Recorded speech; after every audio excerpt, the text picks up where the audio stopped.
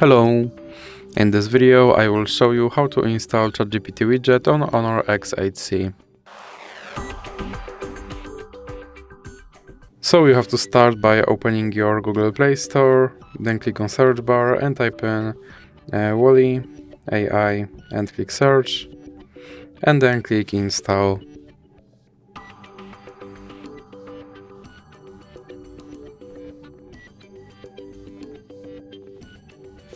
Now you have to click open, and then click on this button to skip introduction, then click not now and click open permissions. Now you have to select the AI assistant and click here to allow this app to display over other apps, and then you can go back and go back again. Now you can click start, and as you can see right here there is my Chat GPT widget, and I can open him and I can tell him to do something.